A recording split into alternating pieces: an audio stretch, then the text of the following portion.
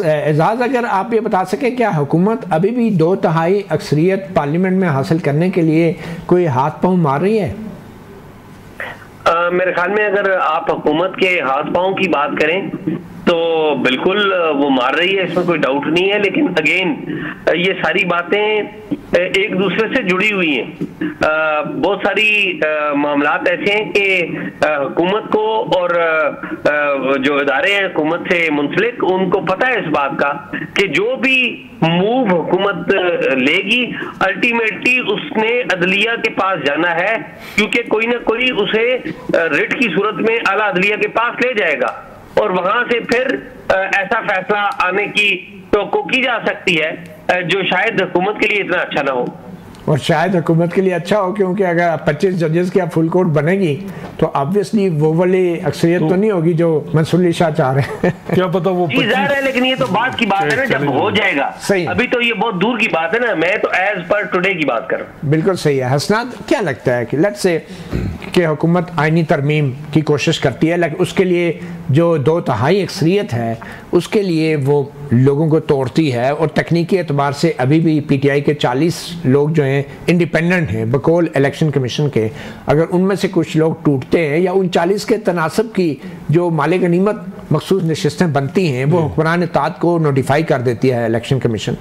तो फिर ऐसी सूरत हाल में अगर 2/3 अक्सरियत लेके आईनी तरमीम हो जाती है तो ये तनाज़ा तो फिर 25 जजों की फुल कोर्ट के सामने जाएगा ना। तो वहाँ पे फिर क्या, अगर ऐसी आईनी तरमीम भी हो जाए और ये तनाज़ा 25 जजों की फुल कोर्ट में चला जाए? देखें, 25 जज भी तो एक दिन में नहीं ना अपॉइंट हो गए, वो भी बड़ा लंबा एक प्रोसेस है। फिर चलें 20 दिन 25 अक्टूबर से पहले तो हो जाएंगे। लेकिन देखें, अब जस्टिस काजी फैसल ने अभी कहना शुरू कर दिया है, आज जो उनके जो जुडिशल कमीशन के रूल्स में अमेंडमेंट के बजाय ये लग रहा है कि उनको भी समझ आ गई है, और हुकूमत भी एक पेज पे नहीं है कि काजी साहब को एक्सटेंशन दीजिए, क्योंकि एक तबका हुकूमत का समझता है कि नहीं, बस काजी साहब से जो काम होना था या हो गया, बस अब आगे चला जाए। 3 साल दे के भी काजी साहब पे भी मसला ये है कि उन PTI के मामले में वो और जो है वो रियासती जो हमारे दूसरे इदारे हैं वो एक पेज पे हैं, लेकिन अदरवाइज काजी साहब मसला कर सकते हैं। तो 3 साल तो वो कभी भी नहीं देंगे काजी साहब को।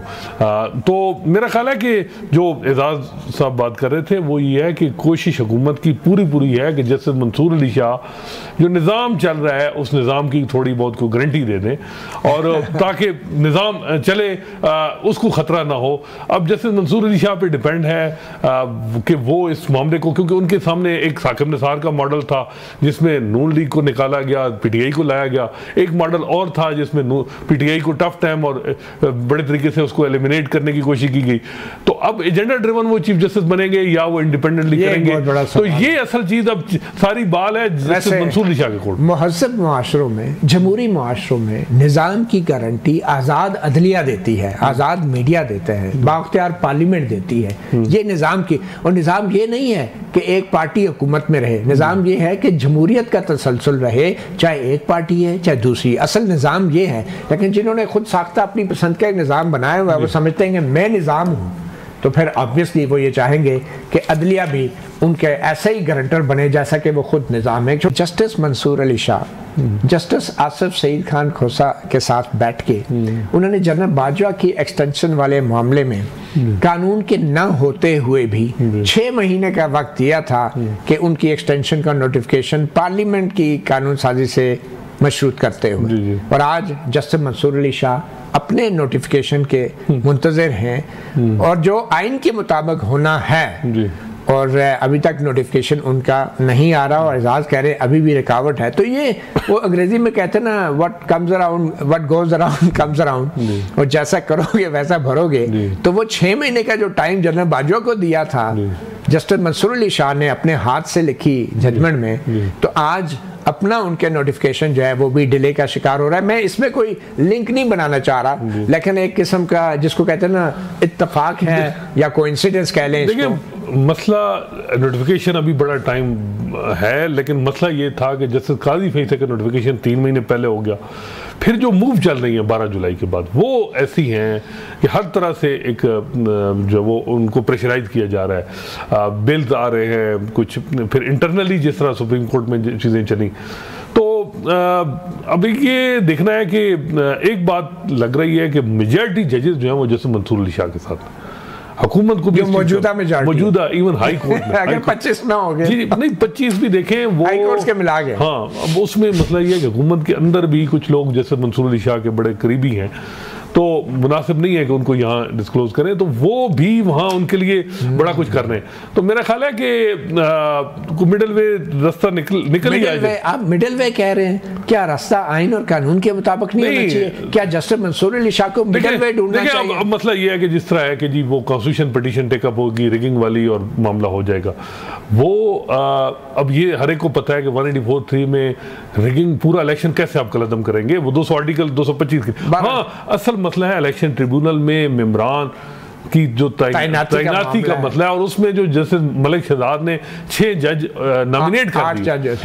2 तो पहले थे ना, 6 जो की, उन 6 पे मसला आ रहा है कि उनमें वो अगर मौजूद हुई है तो क्या होगा। लेकिन मेरा ख्याल है कि अगर इस्लामाबाद हाई कोर्ट के 6 जजेस जिन पे बहुत ज्यादा इस वक्त है कि जी उनकी मुश्किलात हैं, वो जुडिशरी अपने आप को और पीटीआई के हवाले से ये कंप्रोमाइज नहीं करती कि हम सिविल लिबर्टीज में हम कोई स्पेयर नहीं करेंगे, क्योंकि माजरत के साथ काजी साहब ने जिस तरह 1 साल चलाई अपनी अपना टिनोर, उसमें उन्होंने सिविल लिबर्टीज को बिल्कुल इग्नोर किया। और मुल्क में जो आपने देखा, अब ये बताएं कि अब जो जजेस की तादाद अगर बढ़ाई जा रही है तो कौन से जजेस तैनात किए जाएंगे? हाई कोर्ट में 40 से ज़ायद असामियां हैं और सुप्रीम कोर्ट में भी अब जब आ जाएंगे तो किस किस्म के जजेस, क्या क्राइटेरिया होगा आपके नजदीक, और कौन इसमें असरअंदाज होगा इन इतनी बड़ी तादाद में अगर ये असामियां पुर की जाती हैं 25 अक्टूबर से पहले? अल्टीमेट क्योंकि मेजॉरिटी जजेस जैसे मैंने बताया जैसे मंसूर के साथ हैं, लाहौर हर हाई कोर्ट जुडिशल कमिशन में कौन है अक्सरियत में? जुडिशल कमिशन में भी जिन्होंने जजेस लगाने हैं 40 से ज्यादा, जो 13 सितंबर को जो मीटिंग बुलाई जा रही है वो बड़ा एक है मामला। उसमें जो हाई कोर्ट का चीफ जस्टिस है सीनियर पुनी है, 10 लोग तो वो होंगे, हर हाई कोर्ट के 5 हाई कोर्ट हैं तो, और इसके अलावा वहाँ के प्रोविंशियल लॉ मिनिस्टर होंगे, बार के मेंबर होंगे। काई साहब को बार से सपोर्ट, क्योंकि बार का उन्होंने जिक्र भी किया आज,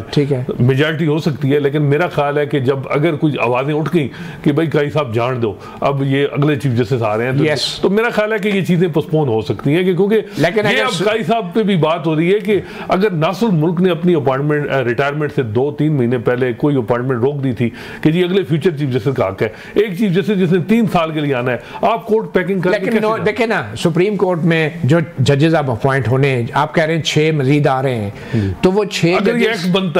बनता है चैलेंज भी हो सकता है, वही ना, अगर ऐसा होता है एक्ट बन जाता है तो 9 जजेस में तो 5 की अक्सरियत तो है चीफ जस्टिस काजी फैसल के पास। देखिए 5 वो तो अपनी मर्जी के 5 जजेस सुप्रीम कोर्ट में ले आएंगे हाई कोर्ट। मेरा ख्याल है कि दिन ब दिन जो हालात बन रहे हैं, एक एक दिन पे उनकी कमी आएगी, उनकी मेजॉरिटी उनको, और हुकूमत भी उनका साथ ऐसा ऐसा छोड़ेगी। मसला ये आ रहा है कि फिलहाल काई साहब को भी इस चीज़ का इदराक करना चाहिए, कहीं उनके कंधा इस्तेमाल करके मंसूर अली शाह साहब पे बार्गेनिंग पोजीशन ज्यादा बेहतर की जा रही है, जरा उनको भी अपना ये देखना चाहिए कि अपने इंस्टीट्यूशन के साथ खड़े हों और उन लोगों के साथ खड़े हों जो आपके साथ खड़े। कुछ कंधे इस्तेमाल होते हैं और कुछ कंधे इस्तेमाल करते हैं। आप तीनों मेहमानों का बहुत शुक्रिया। अब आने वाले वक्तों में ही ये मालूम होगा कि कौन किसके लिए इस्तेमाल हो रहा है या नहीं, और फिर जो वकला तंजीमें हैं वो किस साइड पे खड़ी हैं। यकीनन इतनी बड़ी तादाद में जब हाई कोर्टों में जजों की तैनाती के लिए बाकायदा अमल शुरू किया जाएगा तो बहुत सारे वकला तंजीमों के ओहदेदार उम्मीदवार होंगे इन आइनी ओहदों के लिए।